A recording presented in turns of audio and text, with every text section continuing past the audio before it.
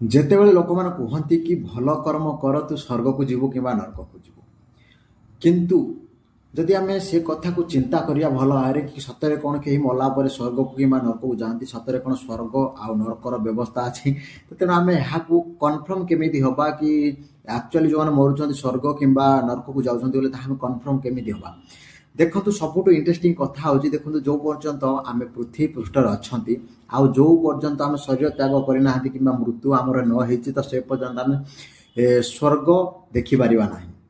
ତେଣୁ ଏବଂ ସେକେଣ୍ଡ କଥା ହେଉଛି, ଯଦି ବି କୌଣସି ବ୍ୟକ୍ତିର ମୃତ୍ୟୁ ହେଇଯାଉଛି ବା କାହାର ମୃତ୍ୟୁ ହେଇଯାଉଛି, ମୃତ୍ୟୁ ପରେ ସେ ସ୍ୱର୍ଗକୁ ଗଲା କିମ୍ବା ନର୍କକୁ ଗଲା, ସେ ବିଷୟରେ ସେ ଆସିକି ଆମକୁ ରିଟର୍ନ କହିପାରିବ ନାହିଁ। ତ ଆମେ ପୃଥିବୀ ପୃଷ୍ଠରେ ରହିକି ସଂସାରରେ ରହିକି ଆମେ କେମିତି ଜାଣିପାରିବା ଆକ୍ଚୁଆଲି ସ୍ୱର୍ଗ ଆଉ ନର୍କ ସତରେ ଅଛି? ତ ଏଇଟା ଗୋଟେ ବହୁତ ବଢ଼ିଆ ଇଣ୍ଟରେଷ୍ଟିଂ ପାର୍ଟଟେ। ତ ଆମେ ଏହାକୁ ଆକ୍ଚୁଆଲି ସବୁଠୁ ବଡ଼ କଥା, ଦେଖନ୍ତୁ ଓଡ଼ିଆ ଭାଷାରେ ଗୋଟେ କଥା ଅଛି, ଯାହା ନ ଦେଖିବ ବେନି ନୟନେ ପରତେ ନ ଯିବ ଗୁରୁ ବଚନେ। ତେଣୁ ଯାହାକୁ ନିଜ ଆଖିରେ ନ ଦେଖିବା ତ ତାକୁ ବିଶ୍ୱାସ କରିବା କେମିତି? ଯାହାକୁ ଆମେ ନିଜ ଆଖିରେ ଦେଖି ନାହାନ୍ତି ତାକୁ ବିଶ୍ୱାସ କରିବାଟା, ଆଉ ଆପଣଙ୍କ ଏ ବିଷୟରେ ମତ କ'ଣ କି ମଲା ପରେ ସ୍ୱର୍ଗ କିମ୍ବା ନର୍କ ସତରେ ଅଛି? ତ ସେ ବିଷୟରେ ଆପଣମାନେ କମେଣ୍ଟରେ ଜଣାନ୍ତୁ, ଯାହାଦ୍ୱାରା କି ଆମେ କିଛି ତ ସିଓର ହେଇପାରିବା କି ଆପଣଙ୍କର ଚିନ୍ତାଧାରା ଆଉ ସ୍ୱର୍ଗ ନର୍କକୁ ନେଇକି ଆପଣଙ୍କର ମାଇଣ୍ଡ ସେଟ୍ କେମିତି ଅଛି।